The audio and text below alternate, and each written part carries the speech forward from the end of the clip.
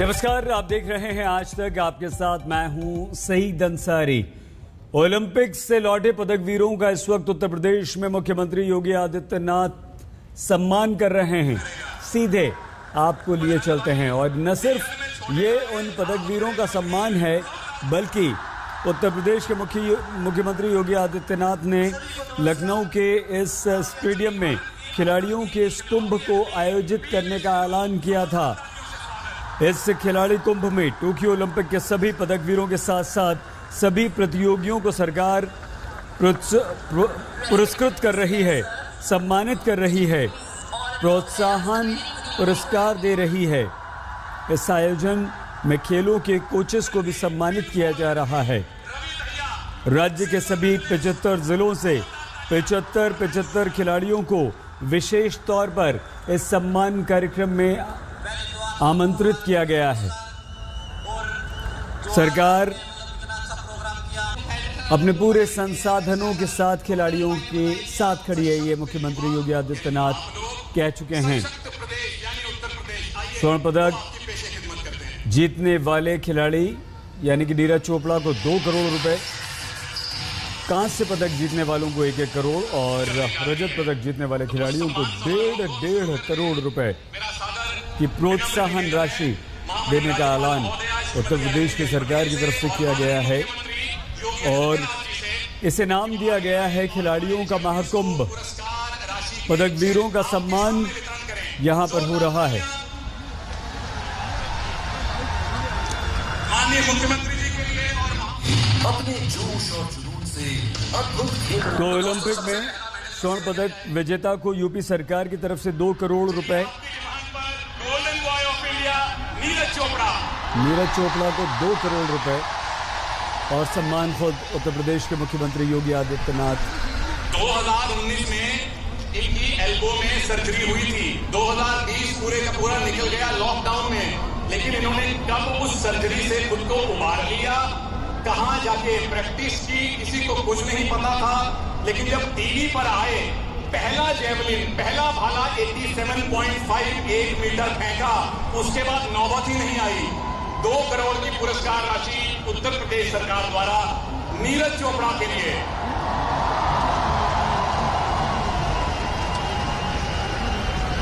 भाई को चूरमा खाना बहुत पसंद है और पीएम साहब ने चूरमा खिलाया था।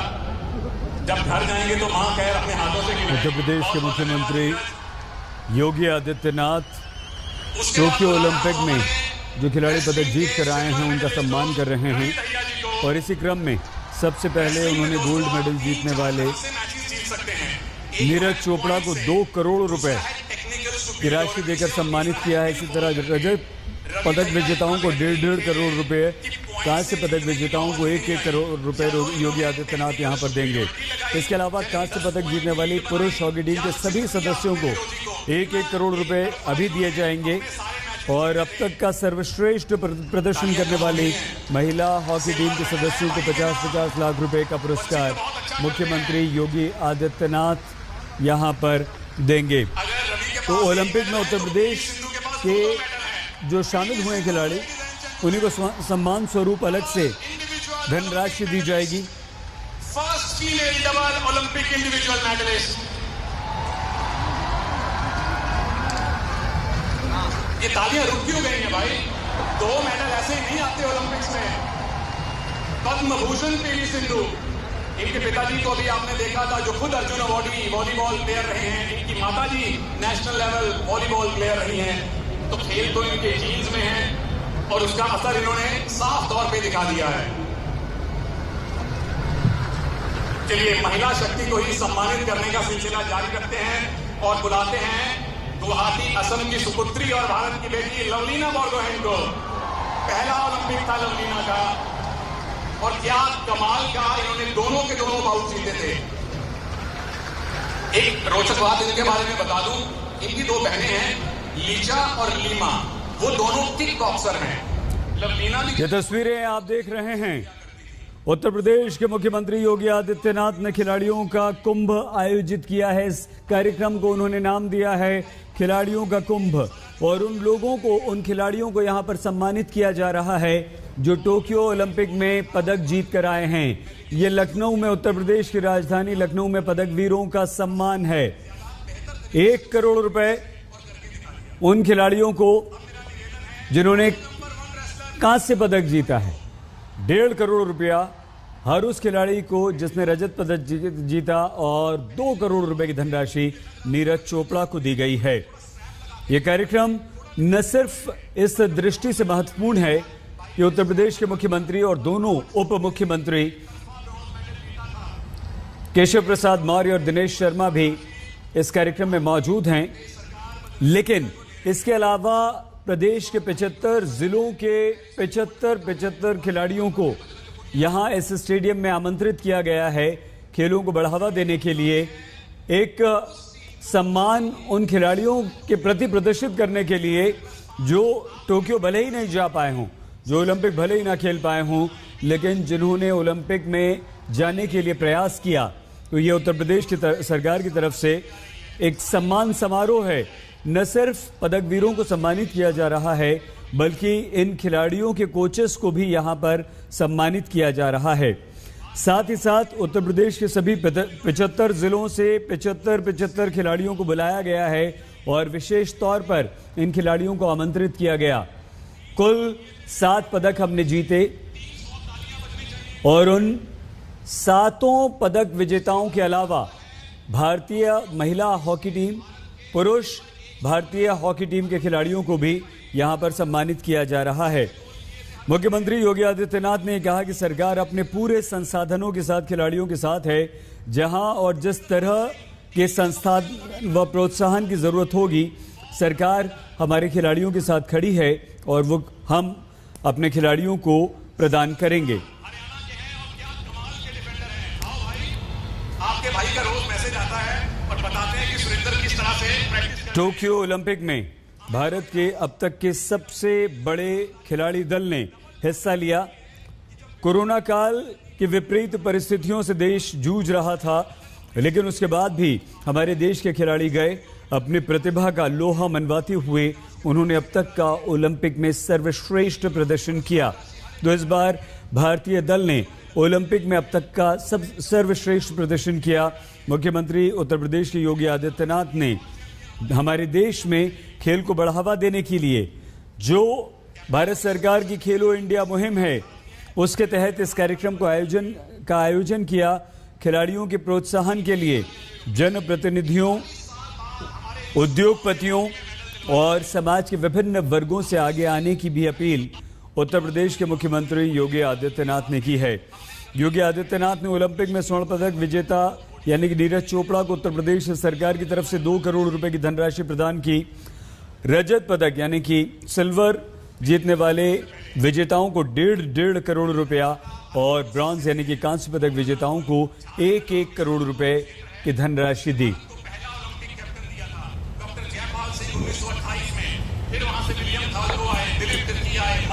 इसके अलावा ओलंपिक में शामिल उत्तर प्रदेश के हर खिलाड़ी को यहां पर बुलाया गया और उसका भी सम्मान उत्तर प्रदेश की सरकार की तरफ से किया जा रहा है।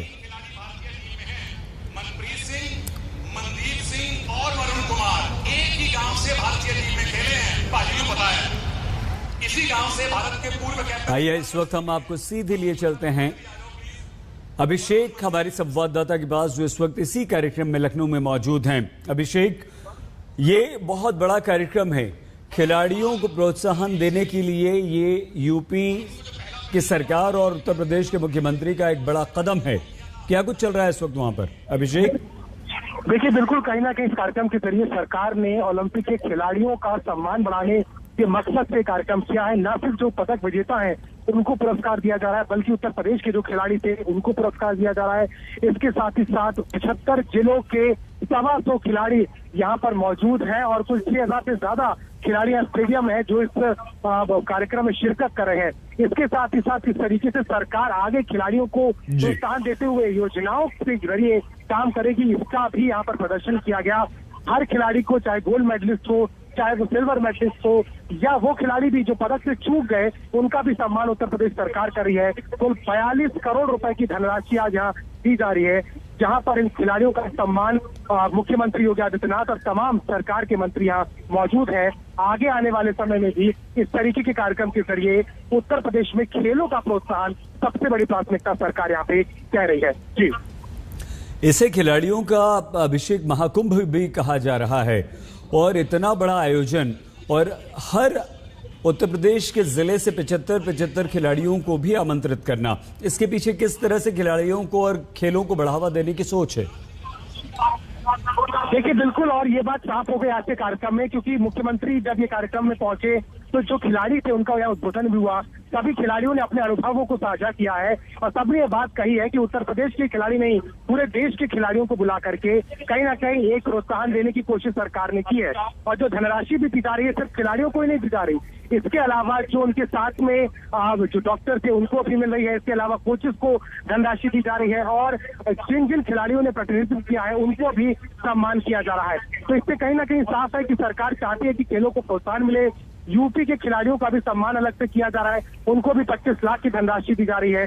और यही नहीं, जो इनके साथ जुड़े हुए जितने भी लोग थे उनको यहाँ पर सम्मान दिया जा रहा है। बड़ी संख्या में यहाँ पर दर्शक मौजूद है, लगातार तालियों की गड़गड़ाहट के बीच ये सम्मान दिया जा रहा है। एक एक करके सबको मंच पे बुलाया गया, उनका इंट्रोडक्शन करवाया गया और ये मैसेज दिया गया है कि खेलों में अब भारत का प्रतिनिधित्व किस तरीके से बढ़ रहा है। और ऐसे ही अगर सम्मान सरकार की तरफ से या इस तरीके का समर्थन मिलेगा तो खिलाड़ी और क्या कुछ आगे कर सकते हैं, ये तस्वीर आज यहाँ उत्तर प्रदेश में लखनऊ में इकाना स्टेडियम में दिखाई दे रही है। जी अभिषेक, एक बात और बताइए, आपदा में श्रेष्ठ अवसर तलाशना और उसको जोड़ा यहाँ पर खिलाड़ियों से कि जिस वक्त हम कोरोना से जूझ रहे थे, परिस्थितियां विपरीत थीं और उसमें भी अपने धैर्य, संबल और प्रशिक्षण पर ध्यान देते हुए खिलाड़ियों ने ओलंपिक में अपना श्रेष्ठ प्रदर्शन किया, उसको आप किस तरह से देखते हैं?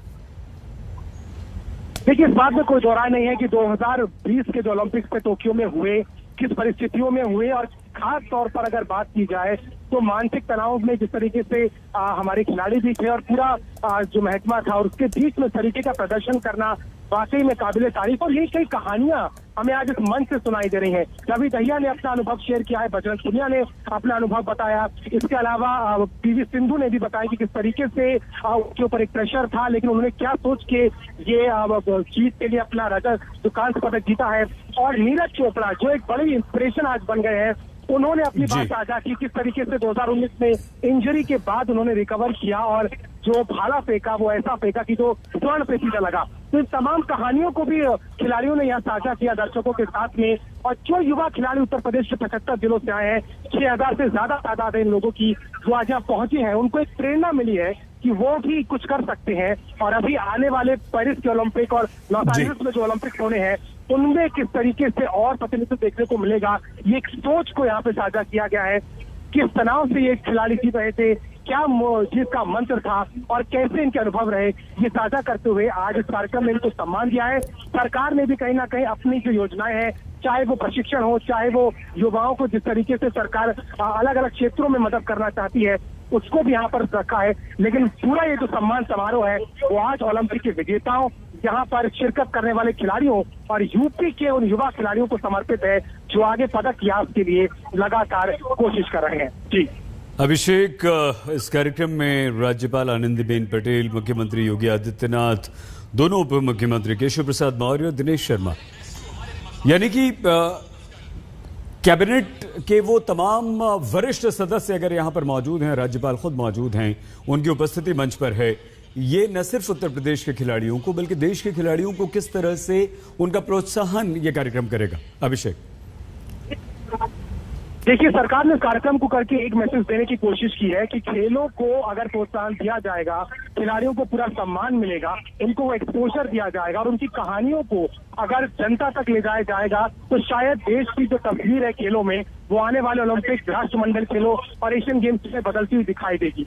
और यही कारण है कि आज के इस कार्यक्रम में न सिर्फ सम्मान पर जोर है बल्कि इनकी कहानियों को सुनाने पर जोर है। सभी खिलाड़ियों को व्यक्तिगत तौर पे जो नए खिलाड़ी हैं, जो युवा यहाँ पे पहुंचे हैं, उनसे मिलवाया गया है और जो जितने भी मंत्री यहाँ पर हैं चाहे वो उप मुख्यमंत्री हो, चाहे दिनेश शर्मा की बात करें, चाहे केशव प्रसाद मौर्य हो, महामहिम राज्यपाल यहाँ पर है। इसके अलावा खेल मंत्री, युवा मामलों के मंत्री, तमाम कैबिनेट के मंत्री यहाँ पे जो पहुंचे हैं वो इसी सोच से पहुंचे हैं कि हर मंत्रालय की तरफ से जो भी मदद हो सकेगी और जो अलग अलग मंत्रालय इस दिशा में कार्य कर रहे हैं युवाओं के प्रोत्साहन के लिए, उसकी बात यहाँ पर दिखती हमें नजर आती है।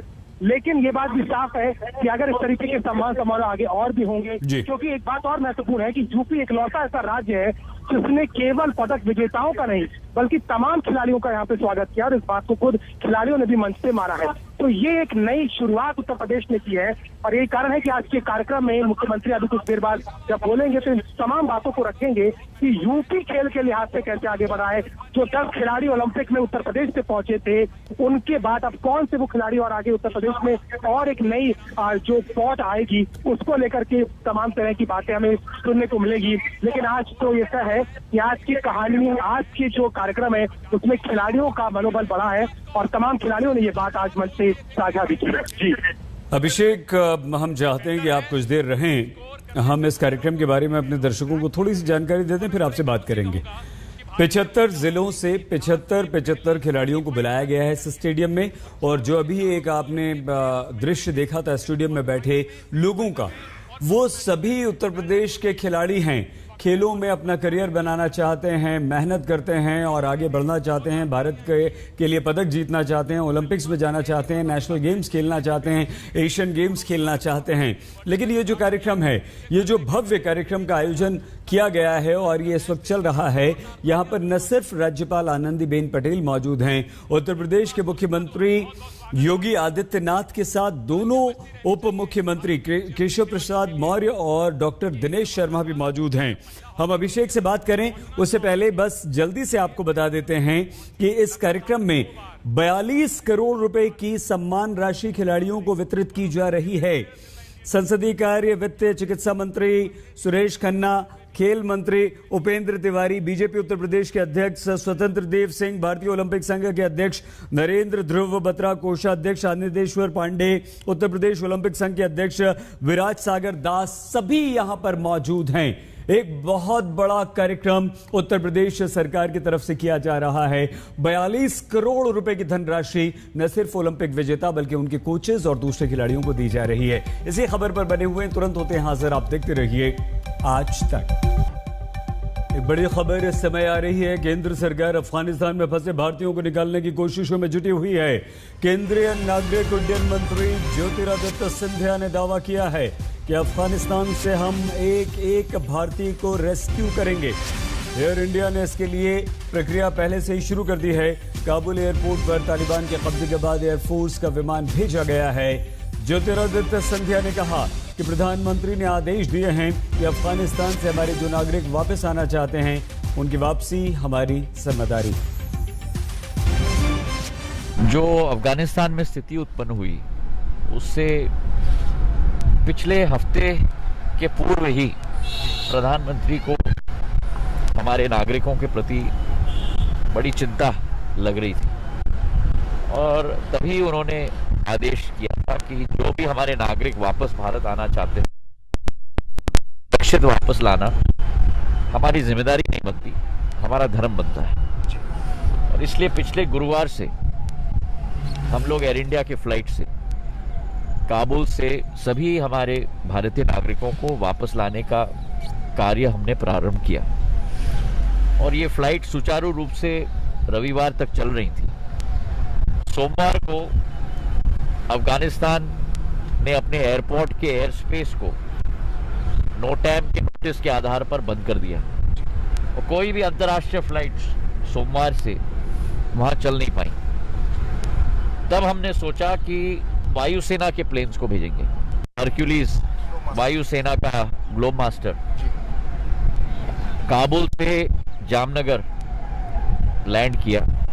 तो हमारा प्रयास है कि एक भी व्यक्ति ऐसा ना छूटे जो वापस घर आना चाहता हो लेकिन साधन उत्पन्न न हो। कल के फ्लाइट में हमारे राजदूत भी वापस आए हैं और हमारी यही कोशिश रहेगी कि एक एक व्यक्ति को हम घर वापस सुरक्षित लाएं।